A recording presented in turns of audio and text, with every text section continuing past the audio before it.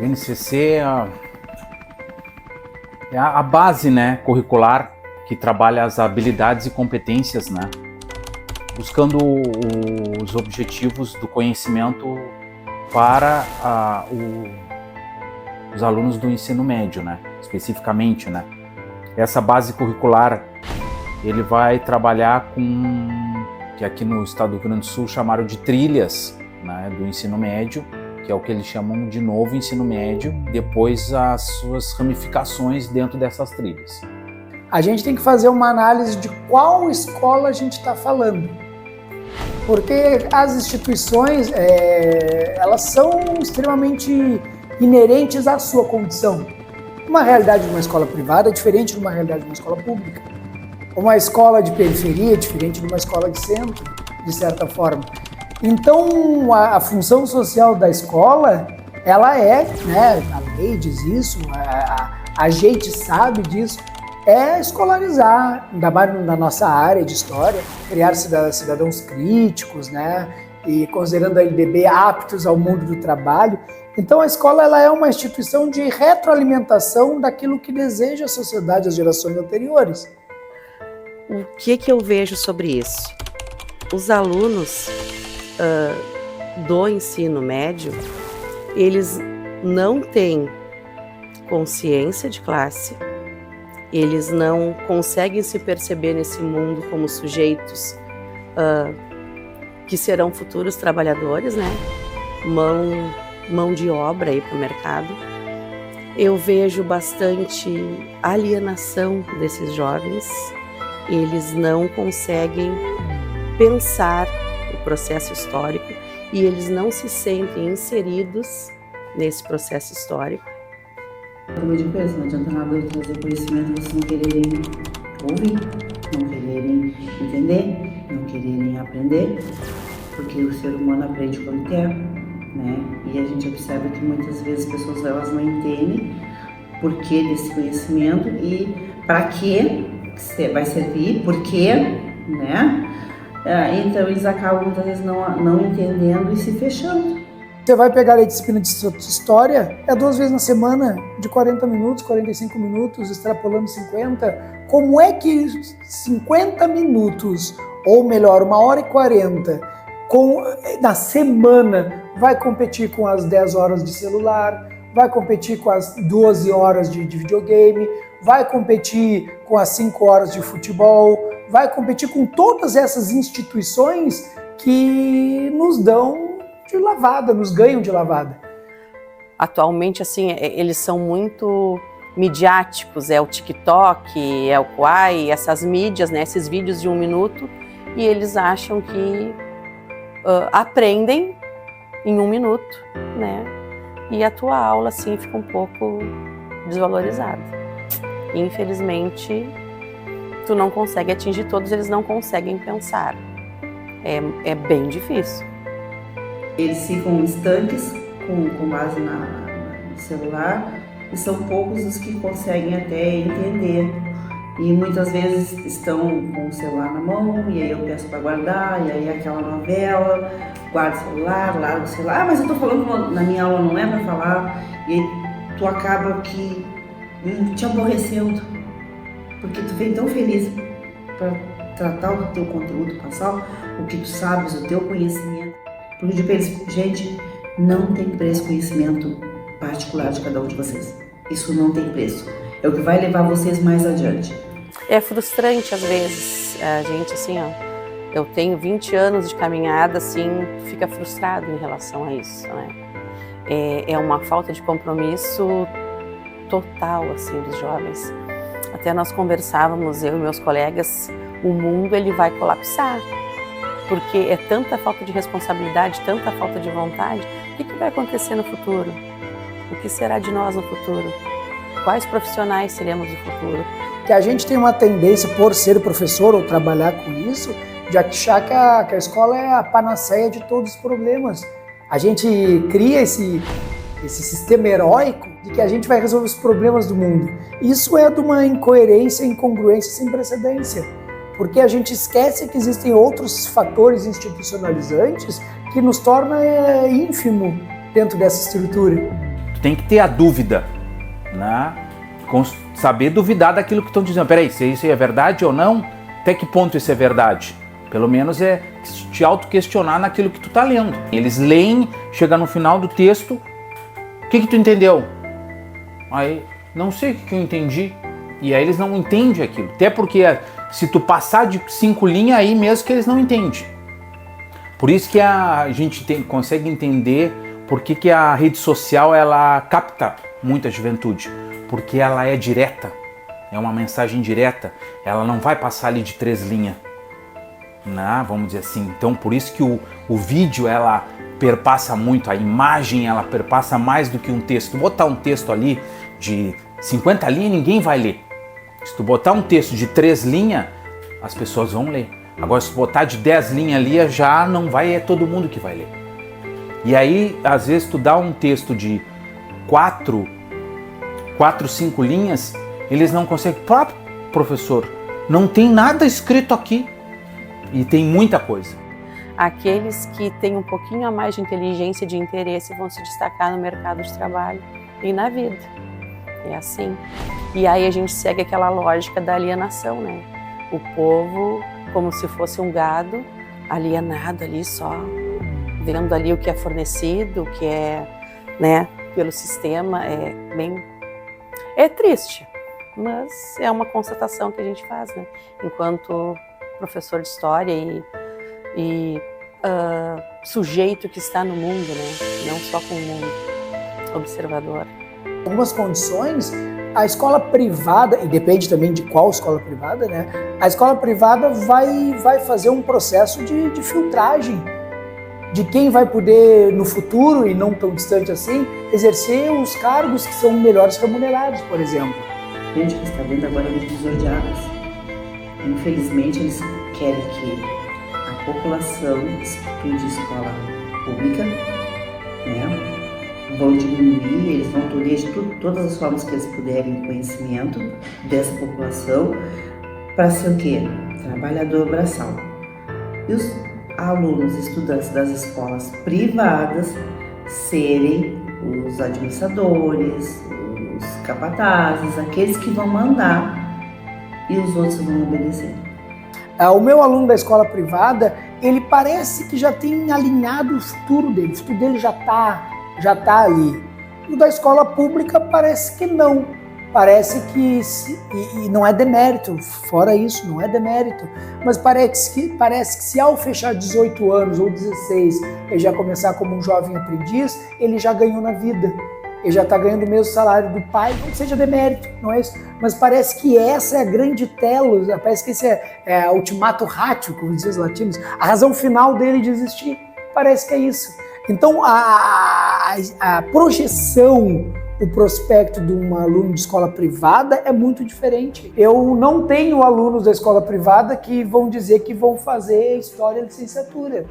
E eles não vão fazer. E alguns adoram história, adoram filosofia, mas eles não vão fazer. Por quê? Por que será? Por que será? Pouquíssimos vão cogitar fazer uma licenciatura. Pouquíssimos vão cogitar fazer, e não é demérito, não é isso. Não é isso, é uma questão de como é o pagamento pós-formação da graduação. Pouquíssimos vão fazer uma arquivologia, pouquíssimos vão fazer uma biblioteconomia. Artes, então, nem pensar. Se falarem em casa que vão fazer artes, vão ser corrido de casa. Já na escola pública, ora, se 30%, 20% deles entrarem na faculdade, já vão ser os únicos na família que vão entrar na faculdade. Então, a proposta é absurdamente diferente. A proposta do público parece muito mais pautada numa socialização do que propriamente uma escolarização. Não que na escola privada não tenha essa socialização, mas é um universo que os objetivos do público-alvo é diferente. As instituições mantenedoras têm propostas diferentes. E isso retroalimenta, claro, né, sociologicamente falando, isso retroalimenta as desigualdades sociais, econômicas, status e assim por diante. Eu sempre digo para os meus alunos, vocês, quando saem do ensino médio, vocês vão fazer o Enem. Então vocês têm que saber o que vocês querem, do que vocês gostam. Porque é muito triste na vida adulta, eu acredito que seja, tu trabalhares numa coisa que tu não gosta. tu não tem as habilidades, que tu não tem a aptidão mínima para trabalhar com aquilo. E aí tu acaba te tornando um ser humano triste, né? Aborrecido, deficiente até em uma certa parte da vida. E o que mais dói na gente é que essa transformação do ensino médio é para produzir mão de obra barata para o mercado. Então, assim, tu não vai ter grandes pensadores, tu não vai ter assim grandes intelectuais. A coisa é feita cada vez mais para que tu pense menos. A gente sabe que a sociedade, de uma certa forma, ela está mudando, né? E a dinâmica da escola também, ela precisa ser modificada. Então a gente precisa também modificar porque a sociedade mudou e ela precisa atender uma demanda também de mercado, né? A gente também tem que ter essa percepção, né? Esse aluno, né, que vai ser lá no futuro esse cidadão que vai ser o novo grande empreendedor. A tendência é o quê? Agora tu não ter mais um patrão, né? Tu não ser empregado de alguém. Por isso, tu ser um empreendedor, né? Então tu gere o teu próprio negócio. Por isso, por exemplo, a implementação da educação financeira na escola. Por quê? Porque tu precisa gerar o teu negócio. Então é uma nova visão de mercado que está sendo abarcada, né, por essa escola, que mudou o mercado. Não tem emprego para todo mundo e não vai ter emprego para todo mundo. Há um aumento populacional no Brasil e no mundo inteiro. Não vai ter mercado para todo mundo. Como é que as pessoas vão se sustentar nesse novo processo? Então há outras formas hoje se sobreviver na sociedade. E aí a escola ela vai precisar ser repensada de outra forma. Por isso há essa modificação na educação, para atender essa demanda também de mercado. O que se quer de fato para a educação? É isso, é o que se quer para a educação. Porque ao mesmo tempo que com o novo ensino médio tu vai trazer essa autonomia para o aluno, e a gente não quer fazer uma ditadura, não é isso? Mas o aluno sabe ter autonomia, ele sabe ter esse protagonismo, ele sabe ter esse autoconhecimento, ele sabe gerir isso. Então a BNCC ela vem como mais uma proposta iludida de resolver os problemas da educação. Precisa resolver os problemas da educação? Precisa, mas talvez tenham outros problemas a se resolver antes de que a gente vai passar para os alunos. Então a BNCC ela é uma proposta que vai pensar em habilidades e competências, é legal, entendo que sim, mas a forma como ela está sendo construída ficou bastante confusa, além do novo ensino médio. Quando você usa a FGB e ao mesmo tempo você dá autonomia para criações de disciplinas, né, as tais das eletivas, por exemplo, tem gente que está fazendo bizarrice Brasil afora. A gente ainda acha que se em vez de ter 5 aulas de matemática, tiver 5 aulas de história, nossa senhora, a gente vai melhorar o Brasil. Não vai, não vai. Tem uma ideia de que diminuição de carga horária vai ser pior. Ora, os alunos fazem 12 anos de português, 4, 5, 6 períodos e não sabe acentuar. Não sabe a diferença de uma oração subordinada para uma coordenada. Então, de certa forma, a quantidade ela é importante para a gente fazer um determinado trabalho. Mas, será que a quantidade vai gerar qualidade? Se a gente botar 10 aulas de história, o aluno, sim, agora ele vai saber o nome das 15 capitanias hereditárias. O que a gente quer para o Brasil? O que a gente quer? É isso. Então, se a gente quer um país que quer alunos intelectualizados, a gente tem que poder mudar as estruturas. Dar estrutura para o aluno poder passar de ano, mas também ele poder rodar de ano. Mas aí não depende da escola. Depende do Estado e das instituições, família, etc. Por isso, muitas vezes eles aprovam, né? Os colegas do primeiro, segundo, terceiro ano aprovam crianças que não sabem ler, né? Por quê? São obrigados a aprovar? Sim, são obrigados a aprovar. Mas qual é a ideologia por trás disso? Quanto menos informado, quanto menos conhecimento esse aluno tiver, o que ele vai fazer no futuro? Porque a gente pega a escola pública, né? Às vezes não tem merenda, né? a criança fica sem comer, se tem uma bolachinha, né, ela entra às 7h30 e vai sair a meia hora, e aí ela saiu às 6h30 de casa, né, então ela vai chegar às 1h30 em casa e ela só tá com aquela bolachinha na hora do intervalo. Então quem é que aprende com fome? Ninguém aprende com fome, né? Então... É o grande X da questão, tu tens que conseguir fazer com que eles interajam contigo. E eles se coloquem, como eu te falei anteriormente, em situações e pensem sobre isso. Porque o grande desafio do professor, em pleno 2024, é fazer com que o teu aluno pense, o teu aluno reflita sobre as coisas. Então, nós temos que esclarecer, né? A história é para esclarecer a população, para as pessoas terem acesso ao conhecimento e poder dizer assim, ó, eu vou votar nessa pessoa, eu vou questionar essa pessoa, eu vou indagar o que ela fez, o que ela vai fazer, qual é o programa, qual é o projeto dela para o futuro, porque a história vem para ajudar. E a maioria da população acha, por exemplo, que história é uma ciência estática, parada. E não é. É muito ativa, é muito viva a nossa disciplina. Questiona, sim. A gente tem sempre que questionar. E quanto mais tu questiona, mais tu vai entendendo aonde tu moras, aonde tu vives, né? Por que a mão de obra no Brasil é tão barata?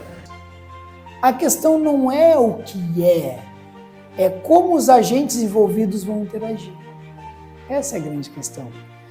Então, por exemplo, o novo ensino médio, ele busca, que é um discurso que aparece muito, ele é pautado nessa ótica neoliberal que só quer trazer mão de obra barata e sem reflexão, etc. Mas quem é que está fazendo isso? Quem é que está fazendo isso? Quem? É o Estado? Quem está fazendo isso? Então, essa ótica e ética neoliberal, ela não é novidade em questões de manuais estatais, não é novidade. A escola, enquanto instituição, ela é uma instituição reprodutora da sociedade. Ela é. Então, a escola, ela vai formar mão de obra? Ela vai formar mão de obra. É claro que ela vai. Ela é uma condição sine qua non da escola. Essa é a função dela, é retroalimentar a sociedade. É dar continuação àquilo que a sociedade criou para continuar sendo criada e sustentada. Obviamente que a educação ela é voltada para atingir os objetivos do sistema de mercado que é necessário e de sobrevivência do próprio ser humano. Então, eu entendo que não tem como a gente também não dizer assim, temos que pensar na sustentabilidade dessa juventude que está aí. Como é que eles vão sobreviver daqui a 30 anos? A questão não é a mão de obra, a questão é como é que é o Estado, alinhado do povo, alinhado das partes envolvidas, estão fazendo para não gerar uma mão de obra escrava. É isso. E aí, voltamos a isso. Como é que um professor, com 50 minutos de aula, vai competir com um aluno de 16 anos que tem 7 horas de TikTok?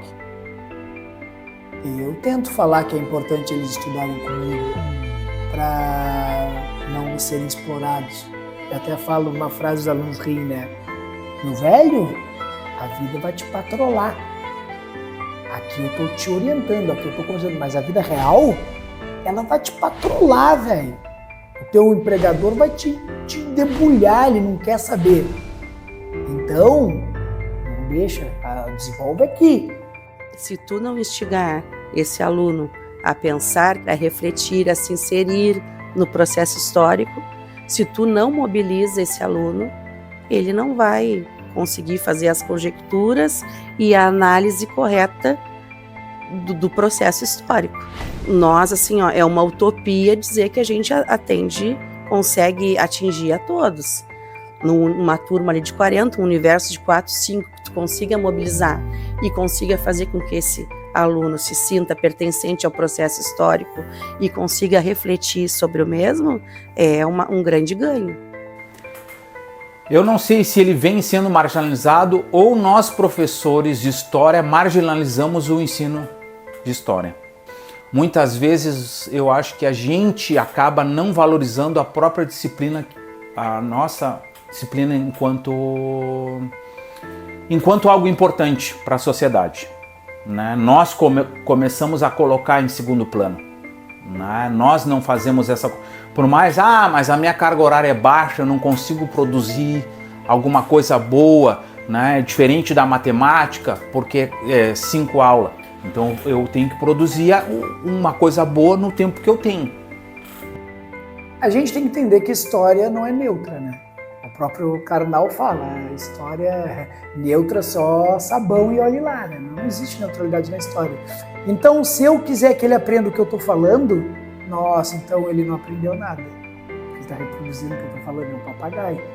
Toda história ela é ideológica, toda história ela é discursiva, ela é intencional. Então, o que eu mais quero é que meus alunos não concordem comigo. Porque se está concordando, eu não estou fazendo bem o meu papel. Então, eu tenho que valorizar a minha disciplina.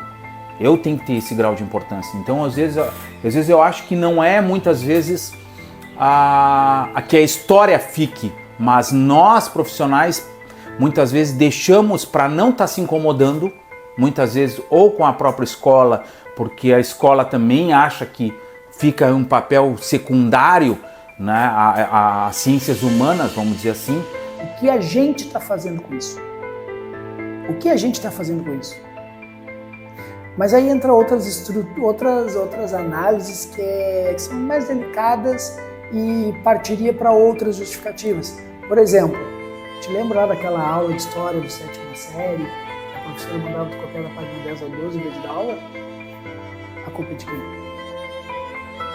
E as famílias entendem que a história não é tão importante, né?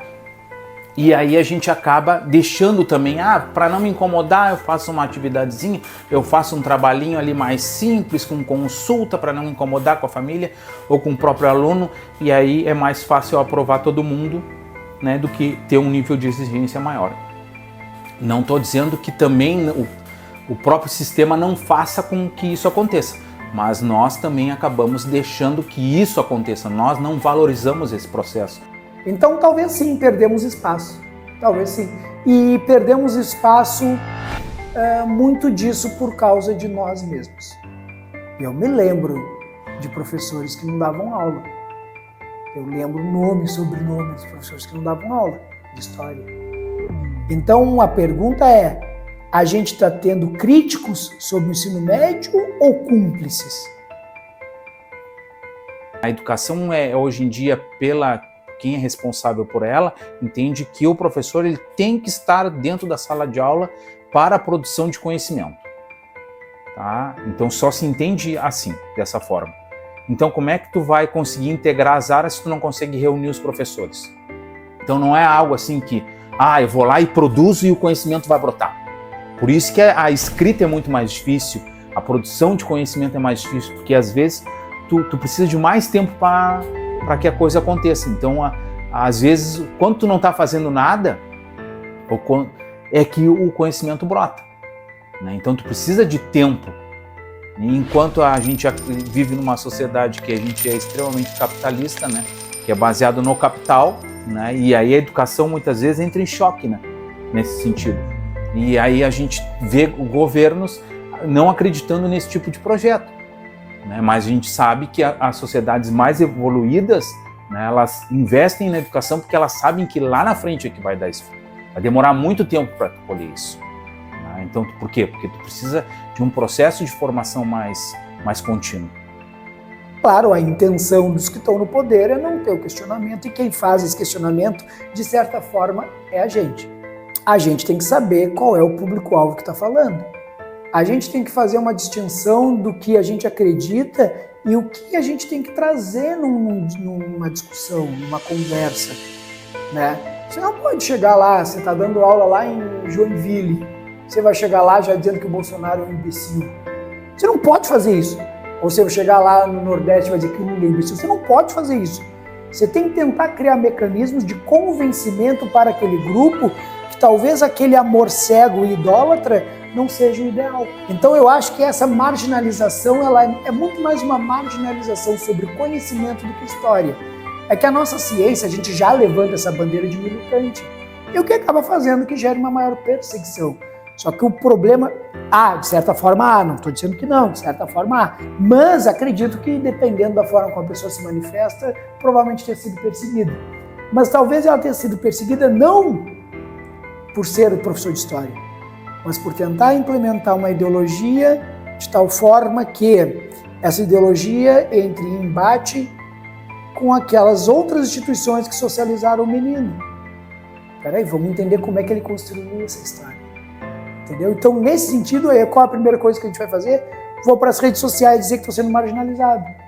Mas qual foi a flexibilidade do discurso? Entende? Então, eu acho que para alguns setores, com certeza, mas a gente tem que fazer uma averiguação do porquê há e com quem há essa marginalização. Não que não ocorra, mas acontece em outras áreas. Todo o campo do conhecimento, isso não é novo na história da humanidade, ele é um ponto de confronto, seja no Renascimento, Galileu teve que negar o que falou, Giordano Bruno foi para a fogueira. Então o conhecimento sempre foi um problema para os detentores de poder, sempre, nada de novo sob o sol. Falo para os alunos, pensem, questionem, critiquem, discordem de mim, não concordem. Parte do pressuposto de quais são os problemas que a gente enfrenta hoje de sociedade. Como é que a gente volta na história agora para perceber esses movimentos? Que a gente tem que partir do hoje, as problemáticas são hoje. Não adianta só dar a história, e que eu também tenho entendimento disso, de dar a história só o passado pelo passado. Né? Porque aí os alunos não vão querer estudar história. Essa é a principal diferença. Tu tem que dar a história baseado na realidade que eles estão vendo hoje. Bom, hoje é isso. As problemáticas são essas, o mundo é nessa realidade. Bom, agora, a partir dessa realidade, o que eu posso resgatar para trabalhar esses elementos a partir da realidade de hoje? A gente sempre dá o conteúdo que é necessário para que eles tenham ao seu dispor formas, maneiras de poder discutir, questionar a sociedade passada, comparar a sociedade do passado com a sociedade que nós temos hoje. O que nós queremos para amanhã? Nós queremos um país melhor? Que Brasil que nós queremos? O que nós queremos da educação do nosso país? E a população brasileira, diga-se de passagem, né? Muito acomodada. De uma certa forma, apontar caminhos, né, não de soluções, porque ninguém vai ter uma solução mágica, mas pelo menos de apontar, talvez por aqui a gente vai encontrar possibilidades de resolver alguns problemas de hoje. É uma provocação boa isso, que aí a gente tem que pensar qual é a função do livro didático. Para quem é o livro didático? É isso? Já começa por aí. Não, geralmente eu não gosto de trabalhar no ensino médio com livro didático. Eu busco o meu material e eu trabalho em cima dele. O livro didático, ele condiciona o aluno ali aquilo que é dito ali. E a história, ela vai muito além. Então eu, professora Cláudia, eu tenho o meu material, pesquiso, né, para trabalhar com eles de acordo com a carga horária que me é propiciada, para que eles possam, assim, de forma mais resumida, ter acesso ao todo, porque é tudo corrido, assim. Se eu for utilizar um livro didático lá que tem N informações que às vezes nem são interessantes, eu prefiro o meu material. O livro didático, ele não traz tanto assim opções para que tu trabalhe, tá? É uma utopia tu conseguir utilizar aquilo ali do livro didático. O livro didático, eu vejo ele muito como um faz de conta, assim, né? É um dinheiro mal empregado pelo governo. Eu acho que o livro didático ele está fora da realidade do aluno, muitas vezes, porque ele está além. É uma dificuldade até mesmo para os alunos entender o livro didático, porque ele não é um livro didático que o próprio aluno tem vontade de ler, porque não é do linguajar do aluno. Eu entendo essa problemática, que o livro didático ele está aquém, né? Ele está muito mais além do jovem do ensino médio. Ele precisava ser mais talvez ter mais simples no seu desenvolvimento. Mas a gente sabe que na realidade escola pública, né, os alunos têm toda uma problemática de interpretação, de desenvolvimento, de um texto, de leitura, né, e o livro didático, muitas vezes, o que vem de atividades, por exemplo, está fora do contexto da realidade porque ele é a nível nacional. Quem tem que direcionar isso, isso aqui me serve do livro didático é o professor, isso aqui me serve, isso aqui não me serve, é o próprio professor. Eles não têm por propósito ser livro de história, eles não são de história, eles são livros de ciências humanas. E não são livros de ciências humanas pensados pela organização de conteúdo de quem é da área. Mas é aquilo ali, para quem é o livro? Para quem é o livro? Outra coisa, quem disse que o professor tem que usar o livro? Quem disse isso? O que o professor está fazendo? O que o professor está fazendo? O professor ele precisa ali do Cotrim para dar aula? Cadê os Hobsbawm que ele deveria ter lido? Cadê lá os Pierre de Jong que eles deveriam ter lido? O Sérgio Buarque de Holanda, o Carlos Fico, a Lilia Schwartz. Cadê esse pessoal aí que o pessoal deveria ter lido e construído a sua narrativa? E desenvolvido e etc. Cadê? O professor de história, ele tem que saber a matéria. E isso eu bato como necessário. É uma competência. É o teu marceneiro que não sabe pregar, não dá. Não tem uma nova universidade. Como é que vai ter um novo ensino médio se não teve um novo ensino superior? Então, não foi discutido esse elemento. Então, quando o cara termina lá o ensino superior, e aí ele vira professor e vai para a escola, ele vai lidar com esse novo ensino médio que ele não está muito adequado. Ele vem da construção ainda daquela grade que é tudo dentro da caixinha, né? Porque nós temos história, geografia, português, matemática, é tudo dentro das caixinhas. E aí esse novo ensino médio ele está fora já das caixinhas, vamos dizer assim.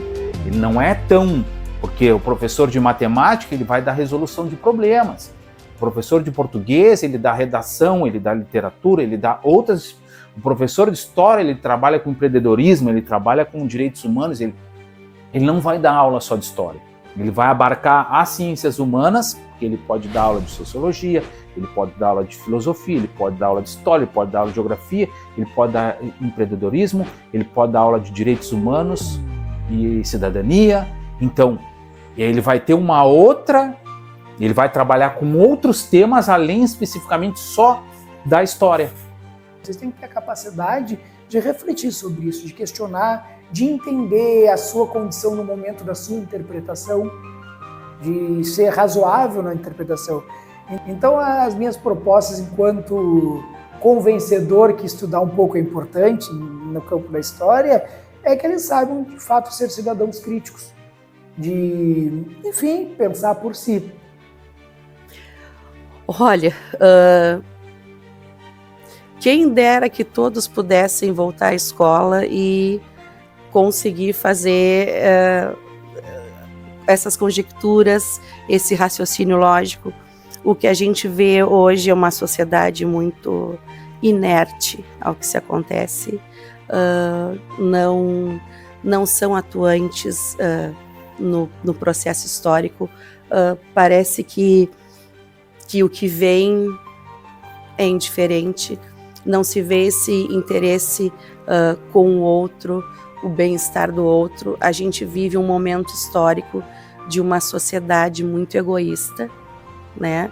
E o que eu acredito que os professores de história e das ciências humanas dentro das escolas fazem o diferencial na vida desses alunos, né?